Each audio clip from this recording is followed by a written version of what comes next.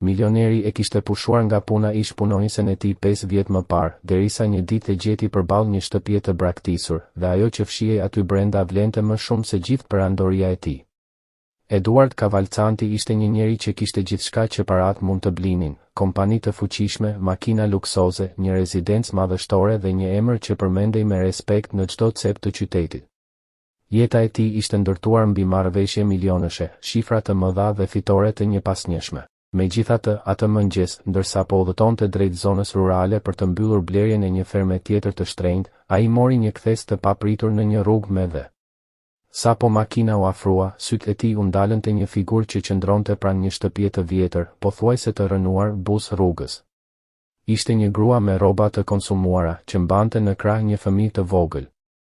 Eduard shtypi frenat pa menduar. Zbriti nga makina me zemrën që i rrite fort dhe, kur drita e diellit ndriçoi fytyrën e asaj gruaje, ai ndjeu sikur toka i u zhduk nën këmbë. Ishte Marina, e njëjta Marina që kishte punuar 3 vjet në shtëpinë e tij.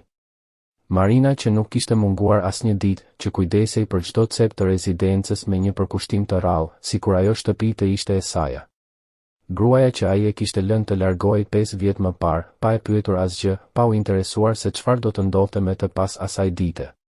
Tani ajo ishte aty, në mes të askundit, me një fëmijë në krah dhe me një shprehje në fytyrë që Eduardi nuk e kishte parë kurrë më parë.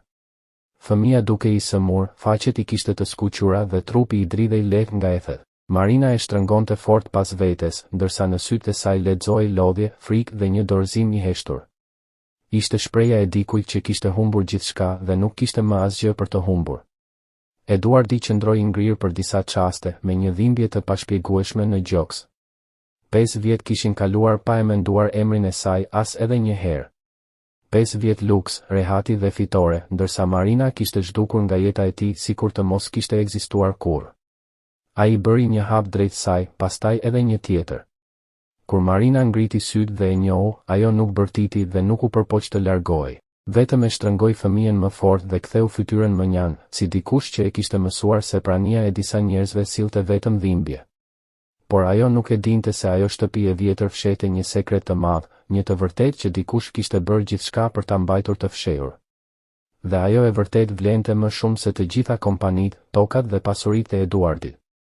Përpara se të zbulonte atë sekret, Eduardi duhej të kuptonte se çfarë e kishte sjell Marinën deri aty. Dhe kur ta mësonte, do ta kuptonte se kishte bërë gabimin më të madh të jetës së tij. Marina Santosi ishte vetëm 28 vjeçe kur jeta e saj u shem. Gjithçka kishte nisur një të hënë të zakonshme, kur Renata Cavalcanti, gruaja e Eduardit, e thiri në zyrën e rezidencës. Ajo ul përballë Marinës me një zarf në dorë dhe pa asnjë emocion në fytyrë i tha se shërbimet e saj nuk ishin më të nevojshme. Marina mbeti pa fjalë. 3 vjet punë të ndershme, 3 vjet përkushtim dhe sakrifica, dhe gjithçka po merrte fund me një fjali të vetme. Marina u përpoq të kuptonte arsyen, por Renata nuk i dha asnjë shpjegim. Kur Marina pyeti nëse Eduardi ishte në dieni, Renata u përgjigj me një buzëqeshje të ftohtë se vendimi ishte i tij. Ishte një gënjeshtër, por Marina e besoi. Ajo u largua nga rezidenca me valigjen e saj të vjetër, duke mbajtur lotët derisa porta u mbyll pas saj. Atëherë shpërtheu në të qarë. 2 ditë më vonë, Marina zbuloi se ishte shtatzën. Qëndroi e ulur në banjen e dhomës së vogël ku jetonte, duke parë testin për një kohë të gjatë. Ishte pa punë, pa para dhe tani priste një fëmijë. Ajo telefonoi Lukën, të dashurin e saj prej 2 vitesh, burrin që ajo kishte mbështetur financiarisht dhe emocionalisht. Ai heshti për disa çaste dhe më pas, të nesërmen, i dërgoi vetëm një mesazh ku i thoshte se nuk ishte gati për këtë dhe se ishte më mirë të ndaheshin. Asnjë shpjegim tjetër, asnjë interes për gjendjen e saj. Marina mbeti vetëm. Por në vend që të dorëzohej, ajo doli të kërkonte punë. Trokite der më der, por sapo njerëzit shihnin barkun e saj që po rritej, fytyrat e tyre ndryshonin. Askush nuk donte të punësonte një grua shtatzën. Ajo pranoi çdo punë të përkohshme që gjente, pastrime dhe punë të rënda, ndërsa ushqimi bëhej gjithnjë e më i pakët dhe dhomat ku jetonte gjithnjë e më të vogla. Një pasdite e lodhur dhe me këmbët e enjtura nga shtatzënia, Marina pa një burr të moshuar që përpiqej të mbante një kuti të rënd para një shtëpie të vjetër. Edhe pse mezi qëndronte në këmbë, ajo u ndal për ta ndihmuar. Burri quhej Antoni. Ai jetonte vetëm dhe shtëpia e tij dukej sikur mbante brenda shumë heshtje dhe kujtime. Pas një bisede të shkurtër, Antoni i bëri një pyetje që ndryshoi gjithçka, nëse kishte ku të qëndronte kur të lindte fëmia. Kur Marina i tha se jo, ai i ofroi një dhomë në shtëpinë e tij, pa kërkuar pagesë, vetëm ndihmë me punët e shtëpisë. Nuk ishte jeta që Marina kishte ëndërruar, por ishte një strehë dhe një shans për të mbrojtur fëmijën e saj. Ajo hyri në atë shtëpi me valigjen e vjetër dhe me shpresën e fundit që i kishte mbetur. Nuk e dinte ende se ajo shtëpi e braktisur, ajo rrugë e qetë dhe ai takim i papritur do të ishin fillimi i një historie që një ditë do të trondiste jetën e Eduard Cavalcantit dhe do të nxirrte në dritë një të vërtetë që vlente më shumë se çdo pasuri. Ajo kishte mësuar se ka dhimbje që nuk kërkojnë pyetje, por kërkojnë prani. Kishte mësuar se ndonjëherë heshtja pranë dikujt vlen më shumë se çdo fjalë. Dhe kështu, pa pritur asgjë nga askush, Marina e përballonte jetën ditë pas dite. Migueli lindi në një mëngjes marsi, në një spital publik që ndodhej 40 minuta larg me autobus. Marina shkoi vetëm. U kthye vetëm, me djalin në krah, me një palë rroba të vogla që i kishte bler të përdorura dhe me zemrën e mbushur me një përzierje frike dhe dashurie që nuk kishte fjalë për ta shpjeguar. Kur mbërriti në shtëpi, Antoni ja hapi derën. Ai e pa foshnjën për një kohë të gjatë, pa thënë asgjë. Pastaj u kthye nga kuzhina dhe përgatiti një supë pule të ngrohtë. Marina hëngri ngadalë, ndërsa Migueli flinte në krahët e saj. Ishte hera e parë pas shumë kohësh që ndjente një lloj paqeje.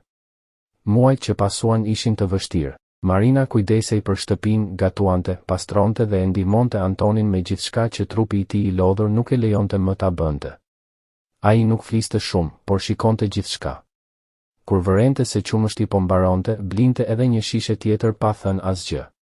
Kur shite që Marina ishte e raskapitur, i thoshte thjesht të ulej dhe të pushonte. Por Antoni ishte i moshuar dhe vitet filluan ta rëndonin shpejt. Kur Migueli ishte pothuajse 2 vjeç, Antoni shkoi në spital një mëngjes shkurti dhe nuk u kthye më. Ai nuk kishte familje. Nuk kishte askënd që të vinte ta kërkonte. Në varrim ishin vetëm Marina dhe 3 fqinj që mezi e njihnin emrin e tij. Pas kësaj, shtëpia mbeti bosh, pa pronar, pa dokumente, pa asgjë të shkruar. Marina qëndroi aty jo sepse mendonte se shtëpia i përkiste, por sepse nuk kishte zgjidhje tjetër. Migueli po rritej aty. Ishte i vetmi vend ku mund të strehoheshin. Ajo vazhdoi të bënte punë të rastit pastrimi. Parat mezi mjaftonin për ushqim. Kishte javë kur ajo hiqte dorë nga vakti i saj për të siguruar atë të djalit. Kishte net kur Migueli e pyeste me zë të ulët, "Mami, sonte ka darkë?"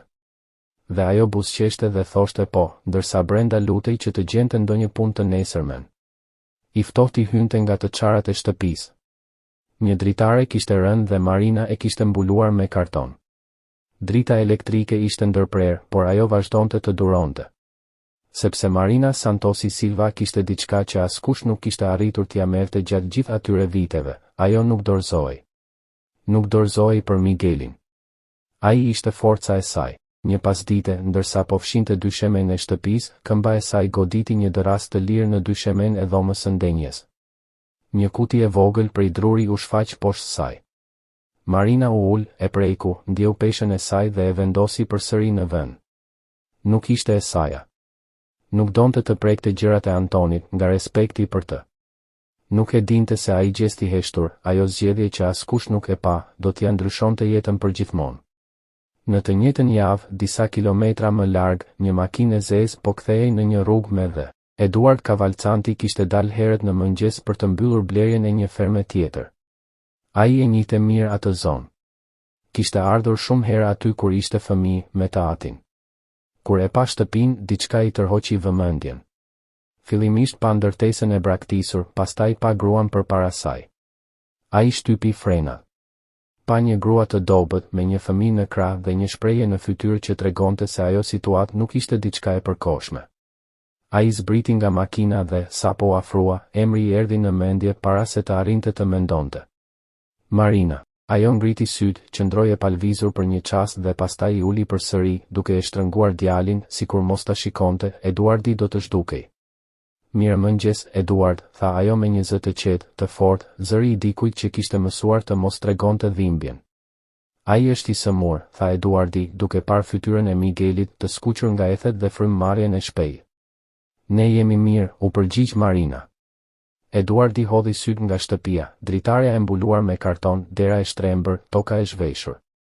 Pastaj e pa përsëri Marinën, rroba të vjetra, sandale të konsumuara, sy të futur nga lodhja. Zoti im. Marina, murmuriti ai. Sa kohë ke që jeton këtu? Nuk ka pse të shqetësoheni për këtë. Po pyes sepse dua ta di. Marina heshti për një çast, pastaj u përgjigj me thjeshtësinë e dikujt që nuk kishte më energji për të fshehur të vërtetën. Gati 2 vjet. Eduardi mbeti i ngrirë. 2 vjet në atë vend, vetëm, me një fëmijë të vogël. Ai u kthye drejt makinës pa thënë asgjë. Marina mendoi se do të largohej si të gjithë të tjerët. Por ai hapi bagazhin, mori çantën me ushqime, kutinë e ndihmës së shpejtë dhe u kthye. Shkoi edhe në një farmaci aty pranë. Bleu ilaç kundër temperaturës, biskota, ujë dhe një batanie. I vendosi pranë saj, pa ceremoni. Pse po më ndihmon? Pyeti Marina, me zërin ende të fortë, por me sytë e mbushur me lodh. Sepse duhet ta kisha bërë 5 vjet më parë dhe nuk e bëra. Ai ul në tokë, mbështetur pas murit të shtëpisë. Marina i dha ilaç Miguelit. Fëmia u qetësua dhe fjeti. Eduardi qëndroi aty në të ftohtë, pa u larguar. Donte të kuptonte gjithçka. Ndërsa dielli po perëndonte, Marina i tregoi historinë e saj, pushimin nga puna, shtatzënin, Lukën që ishte zhdukur, Urin, Antonin që e kishte strehuar, lindjen e Miguelit në spitalin publik, vetmin e saj. Çdo fjalë ishte një peshë mbi ndërgjegjen e Eduardit. Ndërsa ajo vuante, ai jetonte në luks, pa u interesuar për të. Kur Migueli fjeti plotësisht, Marina u ngrit për të marrë ujë brenda shtëpisë. Këmba e saj goditi përsëri dërrasën e lirë. Këtë herë, kutia doli plotësisht. Çfarë ishte kjo? Pyeti Eduardi. Marina ndaloi. E kam parë edhe më parë. Nuk e hapa. Nuk ishte e imja. Eduardi e hapi me kujdes. Brenda kishte dokumente të vjetra dhe një çelës metalik me një etiketë të zverdhur. Ai filloi të lexonte. Fytyra i u ndryshua. Marina, tha me zë të ulët, cili është emri yt i plot? Marina Santosi Silva. Dhe baba yt? Nuk e kam njohur. Quhej Antoni. Eduardi i dha letrat. Duart e Marinës dridheshin. Kur lexoi emrin, këmbët i u drodhen. Ajo kuptoi se ajo kuti, ajo pritje dhe ajo shtëpi nuk kishin qenë kurrë rastësi. Rezidenca e vendosur në rrugën Akacia, zona rurale, numri 14. Ishte adresa e asaj shtëpie, shtëpia ku ajo po jetonte. Marina e lexoi 3 herë. Pastaj 4. Pastaj 5. Sikur fjalëve t'u duhej më shumë kohë për t'u bërë reale. Burri i qetë që pinte kafe çdo mëngjes, që rinte në verandë duke parë rrugën, që blinte qumësh shtesë kur ajo nuk thoshte asgjë. Antoni, babai që ajo nuk e kishte njohur kurrë, kishte kaluar vitet e fundit të jetës duke jetuar me vajzën e tij, pa e ditur kush ishte ajo, duke besuar se ajo jetonte larg dhe pa e ditur se ajo nuk e dinte që ai ekzistonte. Dhe kur e kishte kuptuar se koha e tij po mbaronte, ai kishte bërë të vetmen gjë që mundej ende të bënte. Ja kishte lënë gjithçka asaj. Shtëpia ishte e saj. Kishte qenë e saj që nga fillimi. Marina kishte fjetur për javë të tëra mbi trashëgimin e saj pa e ditur. Kishte jetuar me të atin pa e ditur. Dhe kishte edhe më shumë. Etiketa e Chelsit kishte një adresë të shkruar me laps, një zyrë notariale në qytet. Lotët i rëshitën në fytyrë pa paralajmërim, pa zhurmë, nga ata lotë që vijnë kur emocioni është shumë i madh për t'u mbajtur brenda. Eduardi e pa Chelsin, e pa Marinën dhe tha me zë të ulët, duhet të shkosh në atë zyrë. Por ajo që ishte e ruajtur atje, asnjëri prej tyre nuk mund ta imagjinonte ende. Dhe kur Eduardi ta shihte, do të kuptonte se Marina nuk ishte pushuar nga puna nga Renata pa arsye. Herët në mëngjes, ata shkuan në zyrën notariale të qytetit. Marina shkoi me Miguelin në krah, dokumentet në çantë dhe Eduardin pranë saj. Nuk folën shumë gjatë rrugës, por ishte një heshtje ndryshe. Pa peshë. Pa distancë. Heshtja e njerëzve që kishin kaluar një natë të vështirë së bashku. Kur mbërritën, punonisja i njohu dokumentet menjëherë. Kontrolloi kartën e identitetit të Marinës, shkoi në një dhomë në fund të korridorit dhe u kthye me një dosje të trashë dhe një zarf të mbyllur. Emri i Marinës ishte shkruar në pjesën e përparme me dorë, me një shkrim që ajo nuk e kishte parë kurrë më parë. Ajo e hapi aty, në këmbë të sporteli, me fëmijën mbi sup ishte një letër nga babai i saj. E shkruar 4 vjet para se ai të vdiste. Marina, nëse po e lexon këtë, do të thotë se më në fund më ke gjetur. Kam kaluar gjithë jetën duke të kërkuar. Nëna jote u largua me ty kur ishe ende foshnjë dhe ndërpreu çdo kontakt. Kam punësuar njerëz për të gjetur. Kam shkuar në zyra, në regjistra civil. Nuk kam dalur kurrë. Shtëpia dhe një tokë janë gjithçka që kam për të lënë. Por ajo që dua më shumë të dish është kjo, kam menduar për ty çdo ditë të jetës sime. Shpresoj që të jesh mirë. Shpresoj që të jesh e lumtur. Me dashuri, babai yt, Antoni. Marina e mbaroi leximin dhe mbeti e palvizur. Lotët i binin në heshtje në fytyrë. Migeli e shikoi të ëmën pa e kuptuar, i vuri dorën e vogël në faqe dhe tha me zërin e një fëmije që ende nuk e njeh peshën e fjalëve, "Mami Chan?" Marina e shtrëngoi më fort dhe mori frym thellë. Punonisja i dorëzoi edhe një dokument tjetër bashkë me dosjen. Ishte akti i pronësisë së një toke të madhe në një zonë që vitet e fundit ishte rritur jashtëzakonisht shumë në vlerë. Eduardi u zbeh kur lexoi adresën. Marina e vuri re ndryshimin në fytyrën e tij. "Çfarë ka?" pyeti ajo. Ai nuk u përgjigj menjëherë. I mbajti sytë te letra, pastaj e ngriti shikimin drejt saj. Marina pa në fytyrën e tij diçka që nuk e kishte parë kurrë gjatë 3 viteve që kishte punuar për të. Turp.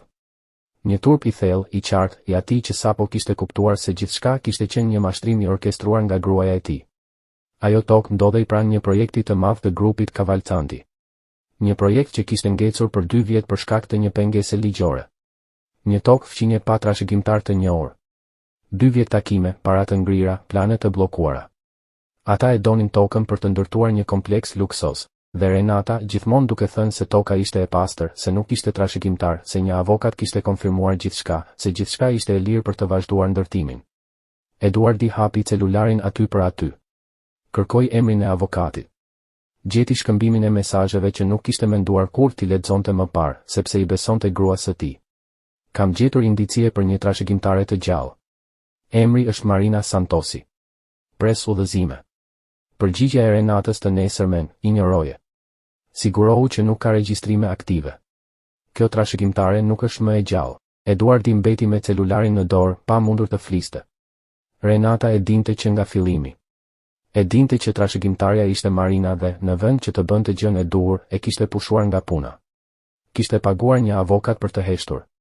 Kishte lënë një grua shtatzën, vetëm, të hedhur në bollë. Gjithçka për një tokë. Gjithçka për lakmi. 5 vjet uri. 5 vjet të ftohtë. 5 vjet vuajtje duke rritur një fëmijë në kushtet më të vështira.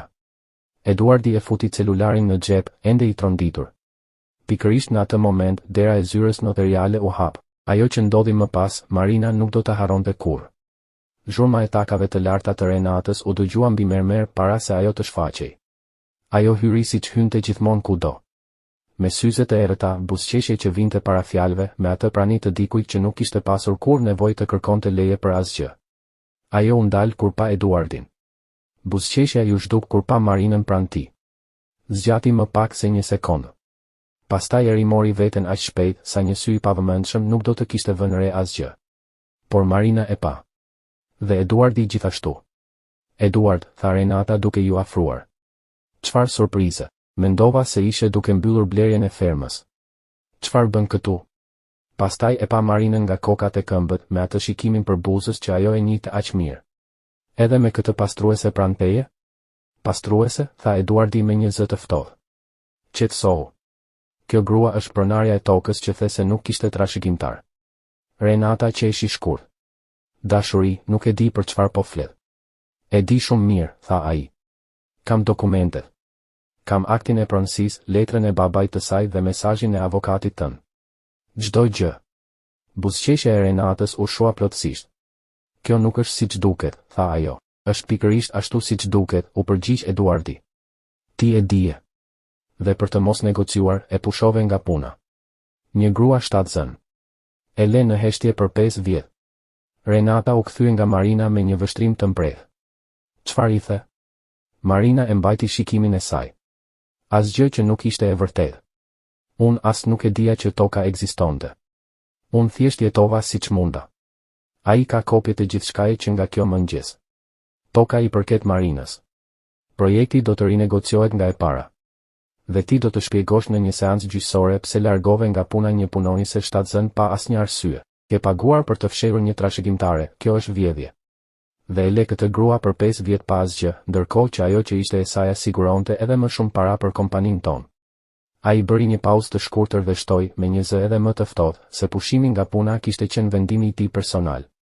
Renata hapi gojen, por nuk arriti të fliste. Për herë të parë në gjithë jetën e saj nuk kishte asnjë fjalë, asnjë justifikim, asnjë mask. Marina e shikoi atë gruan që i kishte ndryshuar rrjedhën e jetës me një gënjeshtër në një mëngjes të zakonshëm të së hënës. Ajo që i kishte vendosur një zarf në dorë dhe i kishte thënë me një zë të ftohtë, shërbimet e tua nuk janë më të nevojshme. Ndërkohë që e dinte saktësisht çfarë po bënte. Marina priti të ndjente zemërim.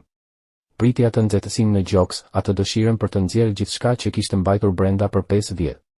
Çdo natë uri, çdo mëngjes pa e ditur si do të mbijetonte, çdo herë që Migeli sëmurej dhe ajo nuk kishte para as për ilaçe. Çdo derë që i mbyllej në fytyrë me barkun e rrumbullakosur të shtatzanisë. Të gjitha për shkak të saj, për shkak të ambicies së saj, por ajo që ndjeu ishte diçka tjetër. Ishte lehtësim. Ishte sikur pesha e 5 viteve po rrëshiste nga supet e saj njëherësh. Marina e shikoi Renatën drejtë në sy dhe tha me zërin më të qetë që kishte, unë nuk erdha këtu për t'u grindur, zonja Renata. Kur nuk kam pasur nevojë të hakmerem ndaj askujt. Unë erdha të marr atë që është e imja. Vetëm kaq. Renata u largua e shkatëruar, pa thënë asnjë fjalë tjetër. Provate ishin të qarta. Takat e saj përplasnin mermerin derisa korridori e gëlltiti plotësisht zhurmën. Dera u mbyll dhe heshtja që mbeti ishte heshtja më e bukur që Marina kishte ndjerë në 5 vjet. Eduardi e shikoi Marinën për një kohë të gjatë. Kam gabuar, tha më në fund. Pa justifikime. Kur u largove, duhej të kisha pyetur, duhej të kisha hetuar. Zgjodha t'i besoja gruas sime pa e vënë asgjë në dyshim. Marina heshti për një çast. Ajo që kaloi, tha ajo. Nuk mund të ndryshohet. Jo, u përgjigj Eduardi. Por mund të bëhet ndryshe tani. Ai mori frym thellë. Toka është e jotja. Edhe kompleksi që u ndërtua aty. Do të sigurohem që gjithçka të rregullohet me vlerën reale, me avokatin më të mirë dhe gjithçka që ligji të garanton. Do të kesh gjithçka që të takon. Dhe nëse dëshiron kam një propozim. Jo si punonjëse, por si partnere dhe menaxhere e projektit që do të ndërtohet pranë pronës tënde. Dikush që ka kaluar atë që ke kaluar ti, meriton shumë më tepër. Marina e shikoi. Pastaj e shikoi Miguelin. Mendoi për gjithçka që kishte përjetuar, javën kur jeta e saj ishte shembur, Lukasin që ishte zhdukur dhe kishte mohuar djalin e tij, refuzimet kur kërkonte punë, netët kur hante vetëm një herë që fëmia të kishte ushqim, Antonin që i kishte hapur derën pa kërkuar asgjë në këmbim, dhe letrën e një babai që kur nuk kishte rreshtur se kërkuari. Mendoi për atë shtëpi të vjetër dhe dërrasën e lirshme që, pa e ditur, e kishin mbrojtur. Ndonjëherë jeta të çon në rrugën më të vështirë, jo për të shkatëruar, por për të çuar pikërisht aty ku duhet të mbërrish. E pranoj, tha ajo. Në javët që pasuan, Eduardi u nda nga Renata. Procesi ishte i gjatë dhe i vështirë. Ajo luftoi për çdo qindark, por Eduardi shkoi deri në fund, sepse e dinte se nuk kishte rrugë tjetër për të parë veten në pasqyrë pas gjithçkaje. Toka u regjistrua në emër të Marinës. Projekti u rinegociua me Marinën si partnere. Dhe shtëpia e vjetër në fshat u restaurua me kujdes, duke ruajtur çdo mur dhe çdo kujtim të një burri që kishte pritur një jetë të tërë për vajzën e tij. Zëri i Eduardit u bë i prerë, mjaft, Renata.